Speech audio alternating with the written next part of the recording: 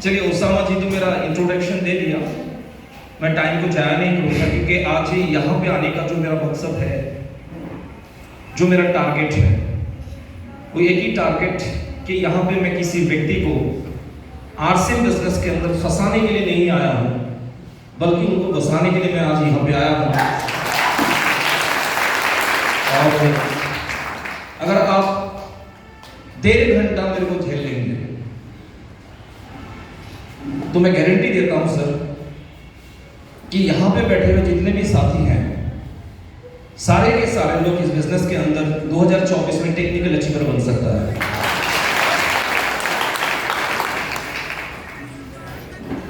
यहां पे 18-19 साल का कोई लड़का है?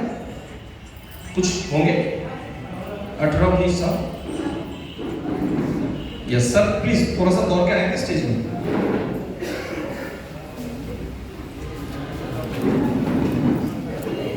Welcome sir, welcome.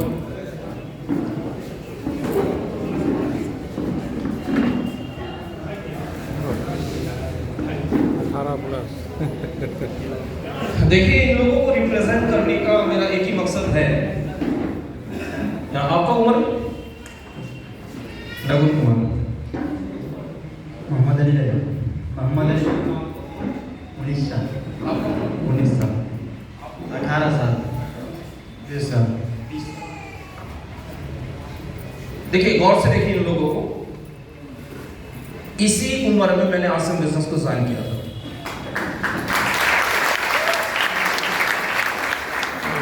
इसी एज में मैंने आरसीएम बिजनेस को ज्वाइन किया था, राइट?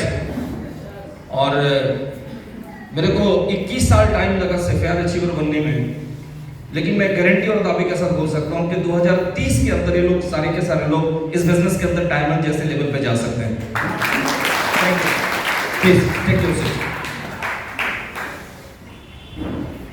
आज मेरा जो टॉपिक है बहुत ही इंपॉर्टेंट टॉपिक है। What is RCM? आरसीएम क्या है? आरसीएम को क्यों करना चाहिए? And how to do this business. अगर करना है तो इस बिजनेस को कैसे करना चाहिए, राइट? पहला चीज मैं क्लियर कर देना चाहता हूं कि आप खेती करते हैं अपने पेट के लिए करते हैं, अपने परिवार के लिए करते हैं। आप नौकरी करते हैं पेट के लिए करते हैं। चाहे आप कोई भी ट्रेडिशनल बिजनेस करते हैं तो आप अपने पेट के लिए करते हैं। लेकिन फ्रेंड्स, आरसीएम बिजनेस पेट पालने का बिजनेस नहीं है। आरसीएम बिजनेस सपना पूरा करने का बिजनेस है। इस बिजनेस के अंदर अगर आपको महीने में 5,000 कमाने के लिए अगर आप इस बिजनेस को साइन करते हैं, ज्वाइन करते हैं, तो आपको लगेगा कि महीने में 5,000 कमाना दुनिया का सबसे मुश्किल काम अगर कोई है तो वो आरसीएम बिजनेस है। लेकिन इस बिजनेस के अंदर महीने में अगर आप 10 लाख कमाने के लिए आएंगे और 10 लाख रुपए जिस दिन आपको इनकम प्राप्त हो जाएगा, उस दिन आपको लगेगा कि महीने में 10 लाख कमाने का पूरा वर्ल्ड के अंदर अगर सबसे आसान कोई तरीका है, दैट इज आरसीएम बिजनेस। मेरा भी कहानी 202 रुपया से सफर चालू हुआ। बिजनेस को मैंने बिल्ड करने के लिए जिसके पास मैं जाता था, क्योंकि इस बिजनेस में क्या होता है ना कि आप मीटिंग में आते हैं तो आपको लगता है कि बिजनेस बहुत आसान है, और बिजनेस बहुत आसान है तो ही तो लोग बहुत ज्यादा परेशान है, क्योंकि आसान काम जल्दी लोगों को समझ में नहीं आता, राइट? आरसीएम क्या है? एक लाइन का बिजनेस है। दुकान को बदलना है, सामान को बदलना है, माधुरी दीक्षित को हटाना है और अपना परिवार को साथ में लाना है, यही आरसीएम बिजनेस है।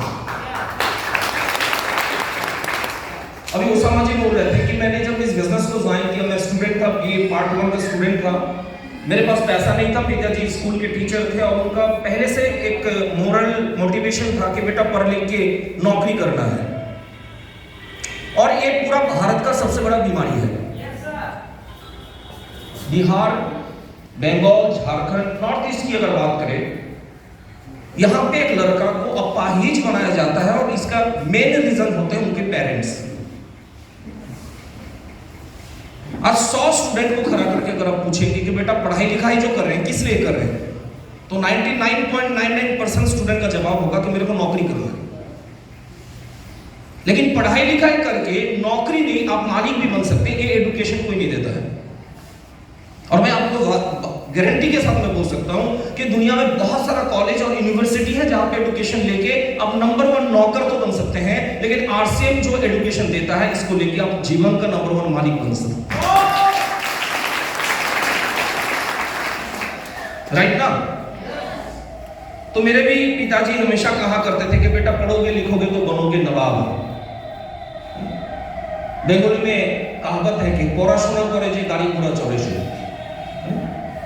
मतलब पढ़ोगे लिखोगे तो गाड़ी घोड़ा चढ़ोगे, अनपढ़ आदमी गाड़ी घोड़ा नहीं चढ़ता। लेकिन पिताजी ने नहीं कहा कि पढ़ोगे लिखोगे तो सिर्फ सरकारी बसों में ट्रेवल कर सकते हो, जनरल बॉगी डब्बा में ट्रेन में सफर कर सकते हो। राइट? अगर आप सिर्फ नौकरी के लिए पढ़ाई कर रहे हैं तो, लेकिन मालिक बनने के लिए अगर आप पढ़ाई कर रहे हैं, नौकरी खुद नहीं बल्कि हजारों लोगों को नौकरी देने के लिए अगर आप पढ़ाई कर रहे हैं, तो आप सरकारी बसों में धक्का नहीं खाएंगे, बल्कि आप अपना प्राइवेट फ्लाइट खरीद सकते हैं। राइट ना? और मैं पढ़ाई में इसलिए मैंने आरसीएम, अभी उसामा सर बोल रहे थे कि पता नहीं उस समय कुछ नहीं था, लेकिन सर ने आरसीएम बिजनेस को कैसे बिलीव किया और बिल्कुल मैंने अपना करियर को दे दिया इस बिजनेस को। और इसके पीछे सबसे बड़ा रीजन था, पहला कि मैं एजुकेशन में काफी तेज था, पढ़ाई में मैं बहुत तेज था, इंटेलिजेंट स्टूडेंट था। कि लोगों को लगता है कि जो इंटेलिजेंट होता है वो कामयाब होता है। और मैं इंटेलिजेंसी की थोड़ा सा मैं नमूना आपको पेश करना चाहूंगा कि मैं जो स्कूल में पढ़ाई करता था, एचएस एग्जामिनेशन में मैंने 3 साल पढ़ाई करके मैंने पास किया था। इसका मतलब 2 बार फेल। और इसको बोलने में मेरे को शर्म महसूस नहीं होता है, इसलिए नहीं होता है क्योंकि जो बच्चा, जो लड़का 1 साल पढ़ाई करके पास करता है, उसके पास 1 साल का एक्सपीरियंस होता है, मेरे पास 3 साल का एक्सपीरियंस है। राइट? अगर मैं बहुत ज्यादा पढ़ा लिखा होता तो शायद आज मैं बैंक में नौकरी करता, कुछ ना कुछ सर्विस में करता, अपना गुजारा करने के लिए। सपना को मारो गोली। राइट और रॉन्ग? और मैंने सीडी प्लेयर था मेरे घर में, मेरे पापा को बोलने का साहस नहीं था, तो चुपके से मैंने इस बिजनेस को ज्वाइन किया। उस समय काला वाला बैग आता था, 8 पैंट पीस का कपड़ा आरसीएम, लोग बोलते थे आरसीएम का कपड़ा है काला, और वास्तव में काला रंग का ही कपड़ा आता था। तो लोग बोलते थे आरसीएम का कपड़ा है काला, तो मैं बोलता था हो सकता है आरसीएम का कपड़ा है काला, लेकिन है तो यार पैसा देने वाला। और मैंने किट लेके घर पे भी नहीं गया। मेरा एक दोस्त था तन्मय सरकार जी, आप लोग जानते हैं, आज इस बिजनेस का स्टार इतना डिचिकर है, तो उनके घर में मैंने रख दिया, क्योंकि घर पे लेके जाएंगे तो हजारों सवाल पूछा जाएगा और जिसका जवाब मेरे पास नहीं था। राइट?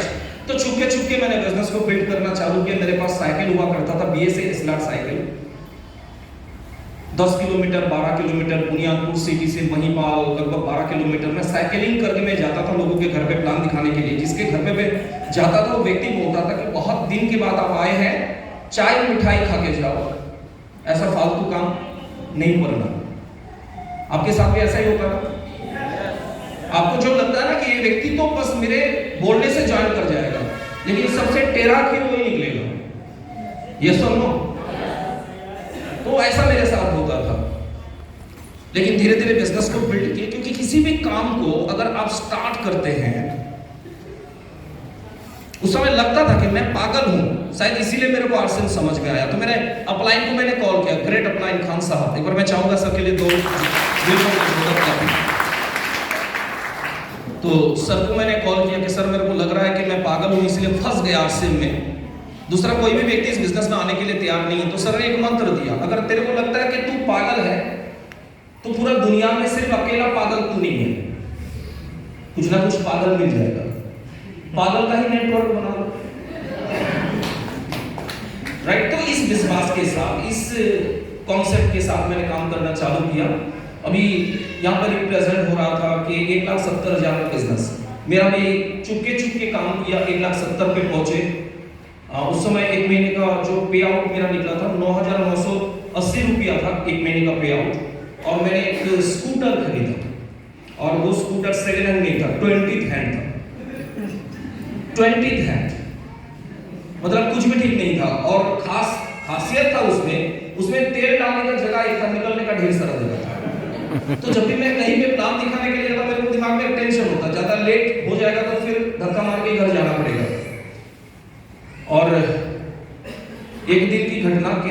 12:30 बजे हमेशा जब घर में जाते थे तो मम्मी गेट खोलती थी, लेकिन उस दिन पिताजी गेट खोला और घर के अंदर घुसने भी नहीं दिया। उन्होंने एक सवाल पूछा कि बेटा आज डिसीजन लेना है, मैं प्रेम से बता रहा हूँ, बाकी हाथ पांव से भी समझा सकता हूँ, लेकिन प्रेम से बता रहा हूँ कि आज निर्णय लेना होगा, या तो इस घर को छोड़ना पड़ेगा, नहीं तो इस आरसीएम को छोड़ना पड़ेगा।